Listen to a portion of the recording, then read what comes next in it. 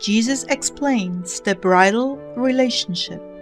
Come and find peace and rest for your soul. May 14th, 2015. Words from Jesus to Sister Clare, spoken by Jackie.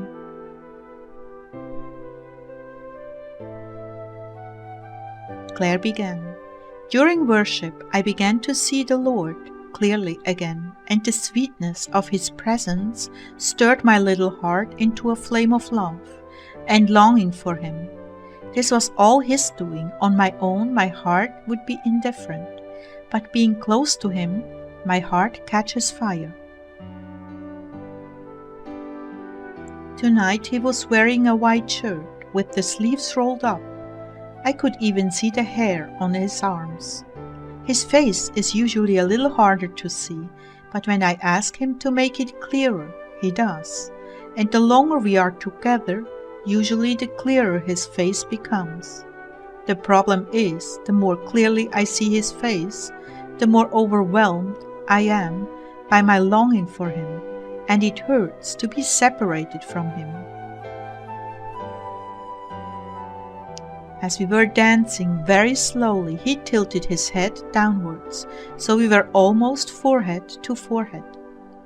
I began to notice there was fire emanating from His chest, and as I looked, it became a window into His heart, which was burning with the most intense fire, something like I used to see at the smelting factory, where they make steel. His heart was intensely glowing fire, and the more I looked, the more it expanded until it flashed and expanded to cover the whole universe. And I realized this was symbolic of His love, which created the world and holds all things together in creation. As it is written in John 1:1-4, in the beginning was the Word, and the Word was with God, and the Word was God. He was with God in the beginning. Through Him all things were made. Without Him nothing was made that has been made. In Him was life, and that life was the light of men.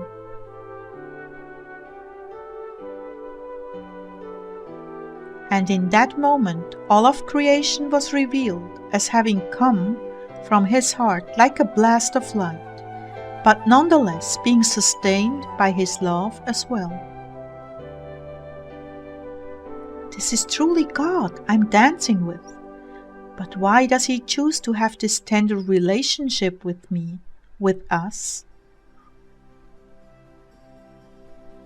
Because although the universe is held together by the power of His love, the only way we as men can understand this love is through the espousal relationship, husband and wife. It is here in the relationship that we have experienced love. And so He has chosen to reveal Himself to us in the way we can relate to. The Word became flesh and made His dwelling among us. We have seen His glory, the glory of the one and only Son, who came from the Father, full of grace and truth. The only way He could communicate His profound love for us is through the husband and wife relationship, through the desire to have us as His bride. Dying on the cross for each of us was and is still not intimately personal to us. Through this relationship, He communicates His very tender and ever-present love that longs to be a part of our lives in every little thing we do. And He longs for that spiritual partnership where we join with Him in the work of redeeming and sanctifying souls. Our part in the redemption is to bring souls to truth, that they may accept the finished work of the cross. Jesus began, "Oh, how I wish for each and every man and woman to understand the kind of relationship I long for with them. Oh, how deeply I ache to share in your lives, to be living inside of you, and share every thought, every feeling, every action of your life. How I long that we should forever be consciously, by an act of your will, joined as one, that we partake of each other's lives, and living within you, I fill that place of longing that was made only for your Creator. Thus you are completed, and I am given the greatest gift of all. A mere creature has chosen God as her eternal dwelling place above all other things created, returning thanksgiving and recognizing my divinity beyond the value of all other things. My children, I come to you as a lover, because that is the only way you will truly understand how intensely I desire to be interwoven in your life as your all in all.